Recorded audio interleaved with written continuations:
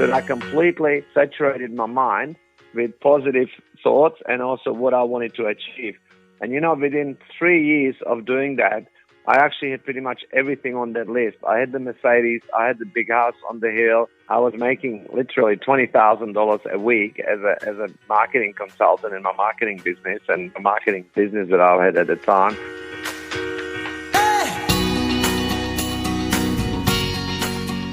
This is Property Investory, where we talk to successful property investors to find out more about their stories, mindset and strategies. I'm Taran Shum, and we'll continue the conversation with Peter Sun, who shifted his mindset using the power of visualization to manifest his goals. In this episode, we'll find out how you can do this and attract the life you've always wanted while using Sun's 4-pillar strategy to become successful through investing in property.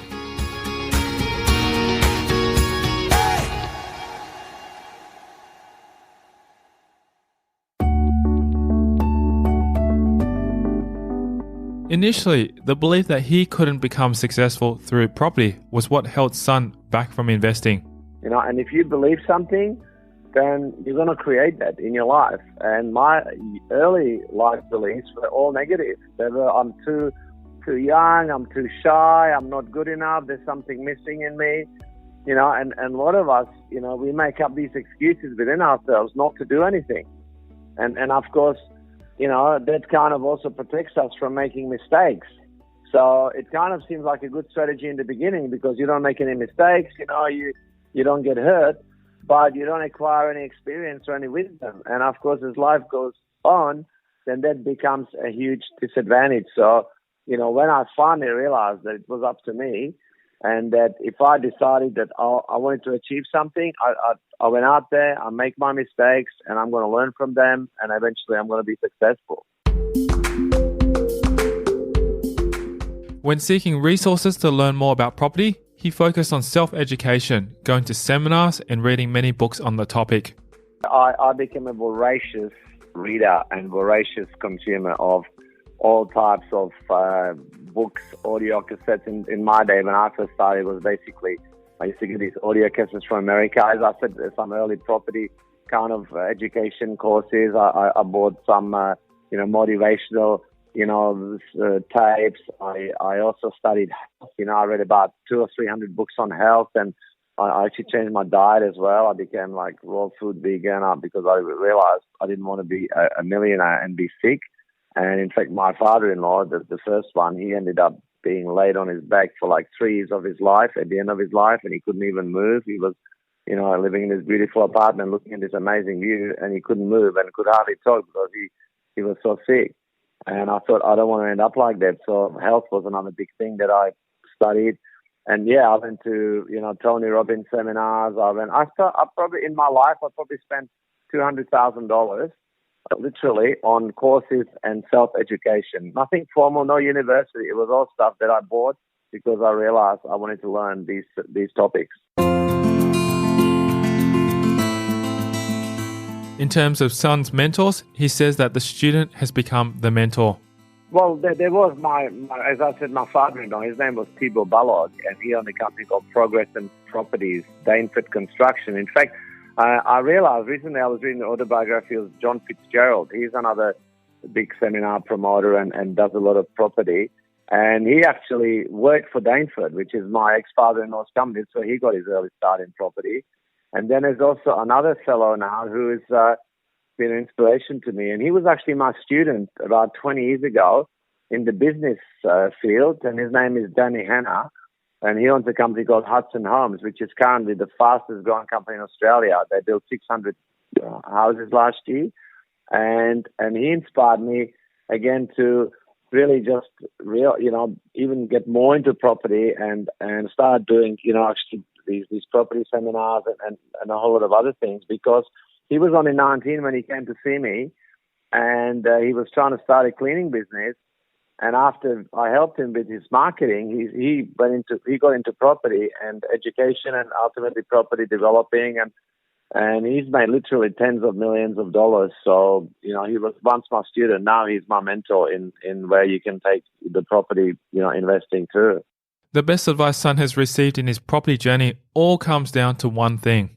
Number one, don't sell, and also it's about timing. It is about timing. It's because people say, agents always say location, location, location. Well, location beachfront at the end of my street is fantastic, but if you bought at the wrong time, which was pre-GFC for $11 million, you would have been pretty sick when you had to sell it for $5 million. Now, obviously, if you never have to sell, then the values go up and down. Now that place is being resold for about $8 or $9 million again, so the next person obviously is going to show capital growth. And that's why, in my property education, I developed this 4-pillar real estate investing strategy that literally guarantees you're going to make money on every single property that you buy. And you need to put these pillars underneath every property that you invest in order to ensure that, you're going to make money out of it. And a lot of people don't do this. And that's why, they can sometimes, you can lose money in property. There's no question about it. If you don't, like I said, especially if your timing is out and you pay too much. After much time spent educating himself on property and finance, Son developed a process called the 4 pillars of property investing.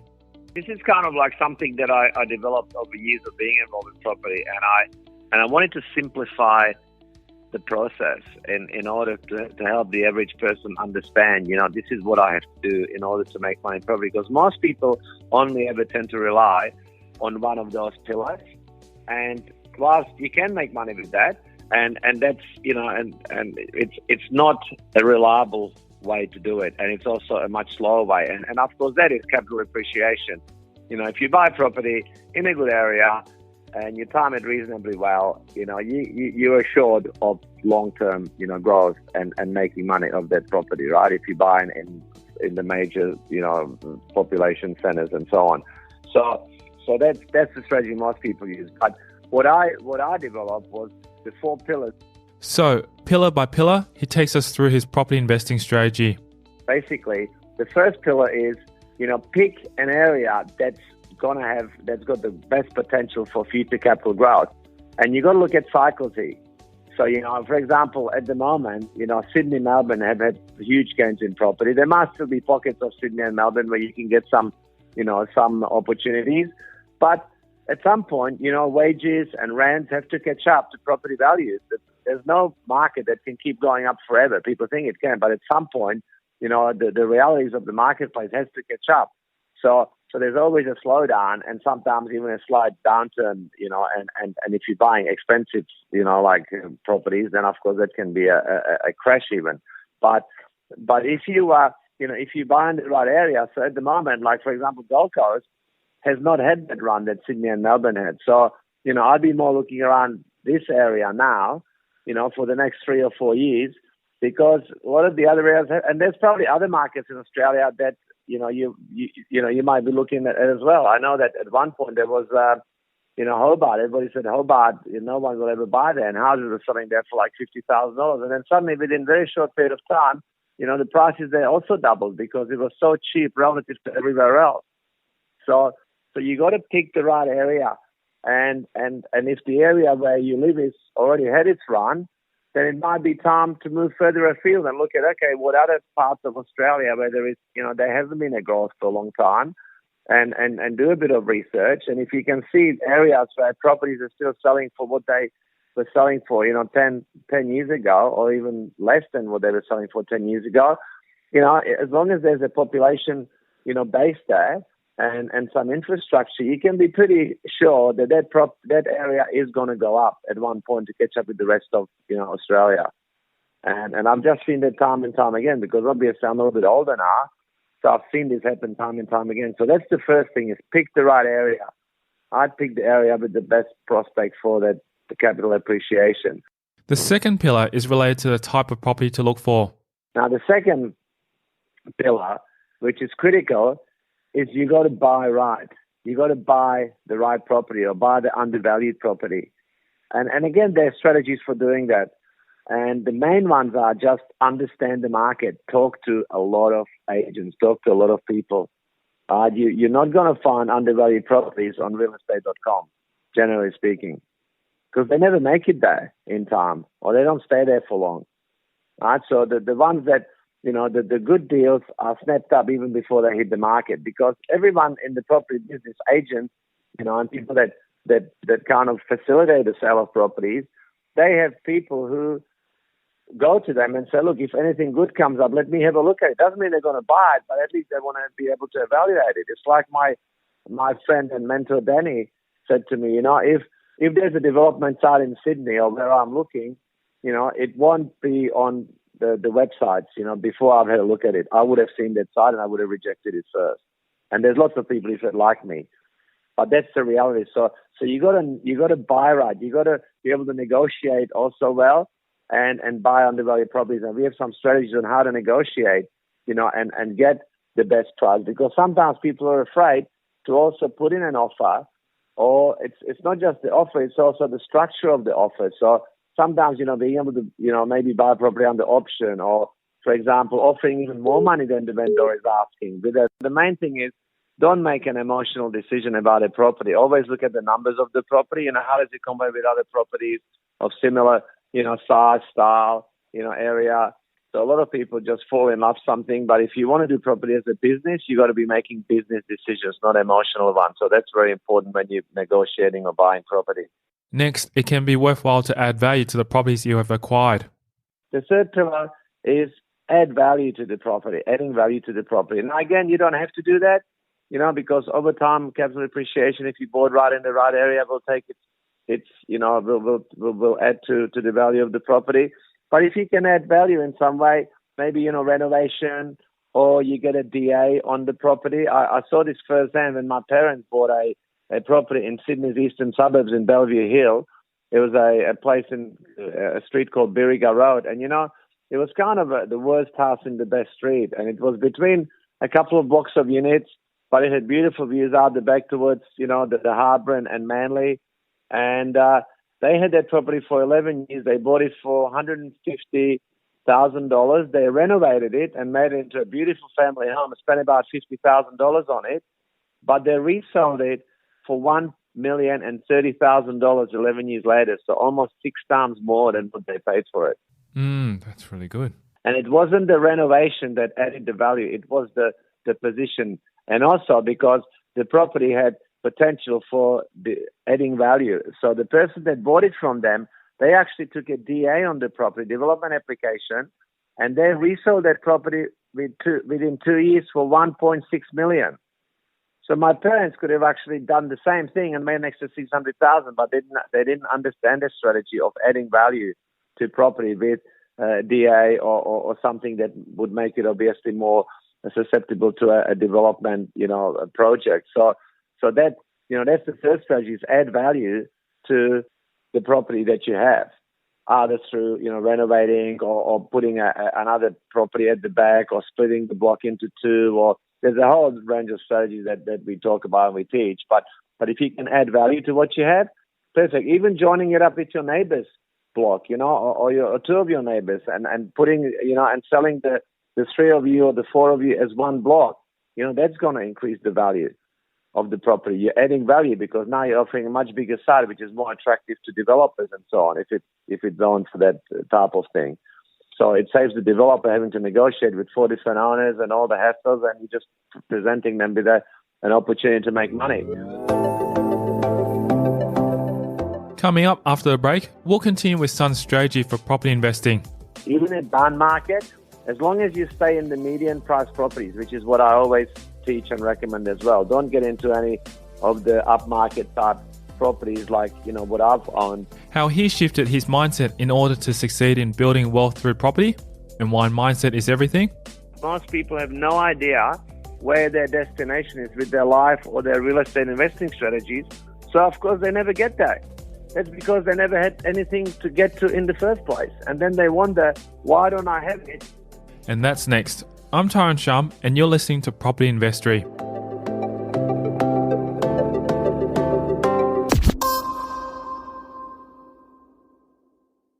Hey podcast listeners, are you enjoying listening to these stories and want more? Then head over to propertyinvestory.com and subscribe to receive your free property case studies that I only send exclusively via email. Just one of the many benefits of being part of this community. These real case studies are from experienced property investors where they share specific numbers of their portfolio, their strategies, and much more. Simply visit propertyinvestory.com to get your free case studies. Now back to the show.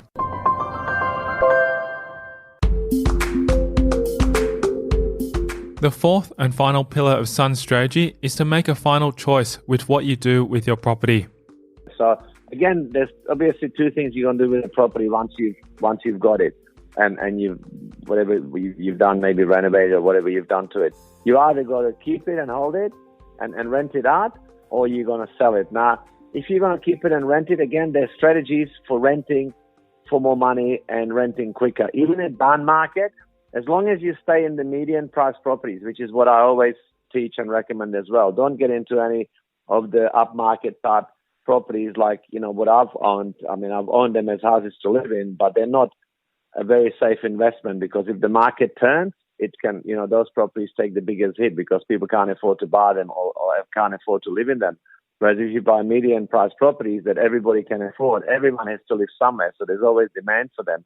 So if you learn some of our rental strategies, you're guaranteed to rent it. And just to give you an idea, some of the things that I've taught people is like, let's say there's a huge glut of units on the market, and you're trying to rent your apartment.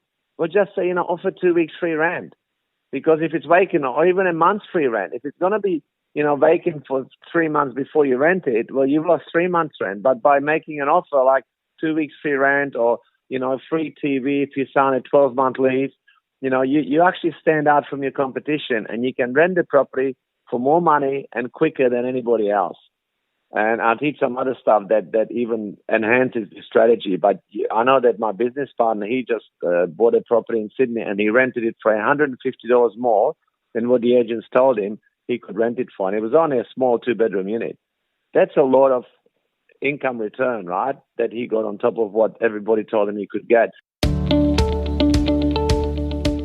When considering selling the property, he says it's all about having an effective marketing strategy in order to attract buyers. I tend to write my own ads, and I have marketed my last few properties myself.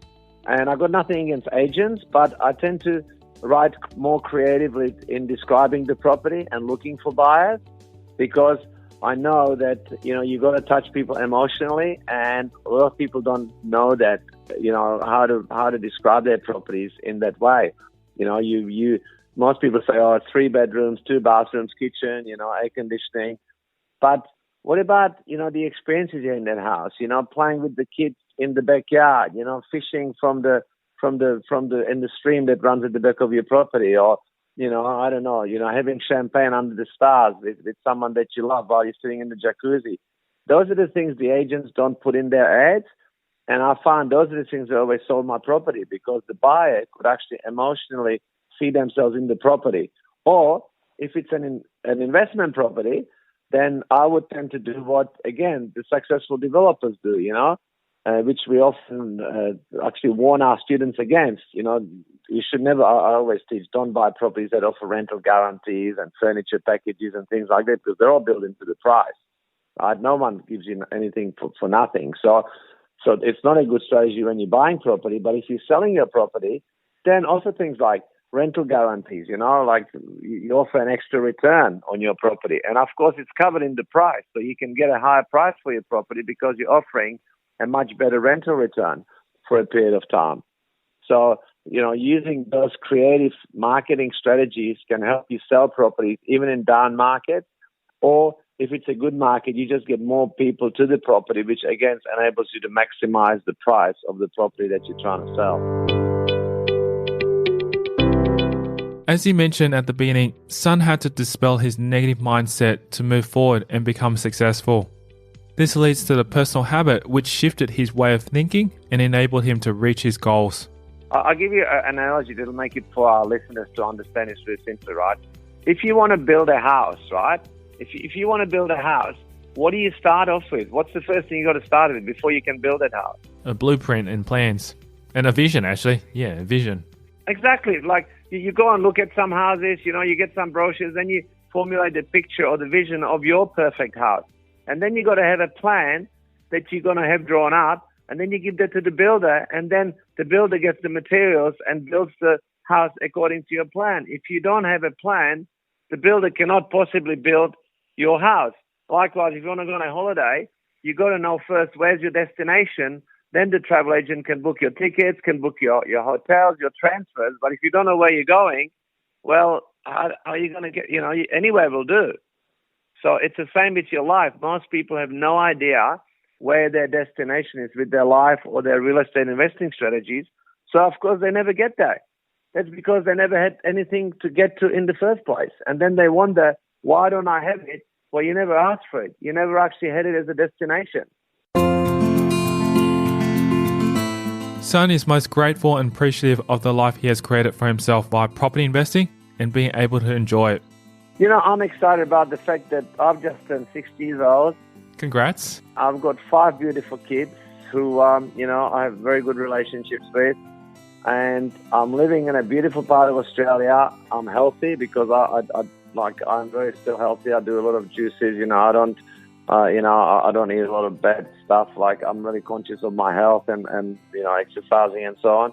And I'm just excited about the future. I also feel if you feel good physically, that's the other thing. It doesn't matter how much money you have. If you make $10 million in property and you get a heart attack because you're stressing out and you're eating the wrong foods or you're bloody 100 kilos overweight, you're not going to be enjoying that money.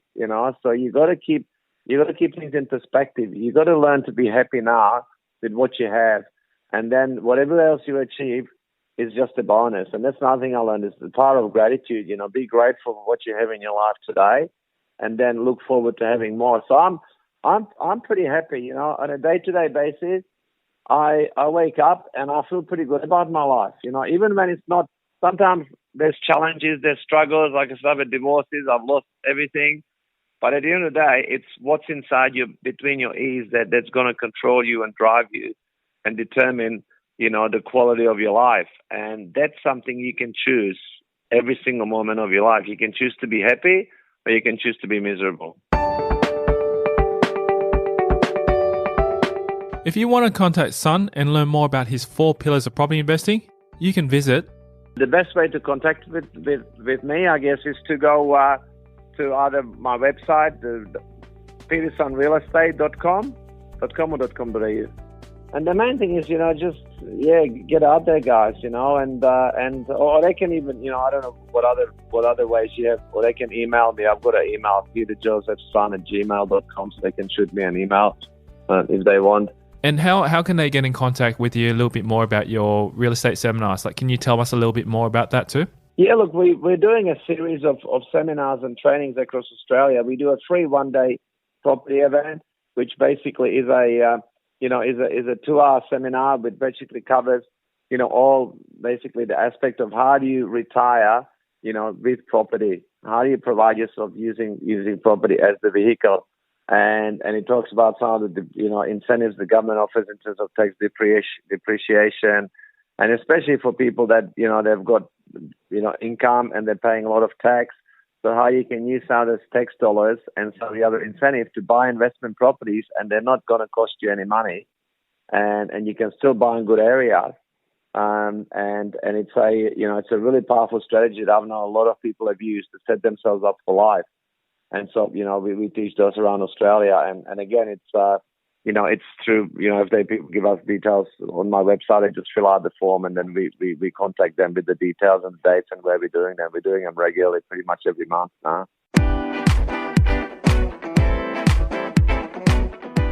Thank you to Peter Sun, our guest on this episode of Property Investory.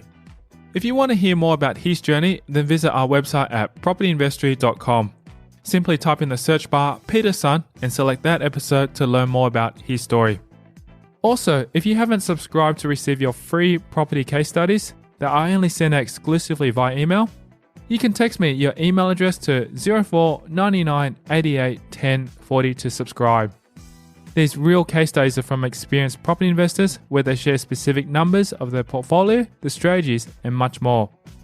Simply text me your email address to 04 99 88 10 40 to get your free case studies. Thanks for listening.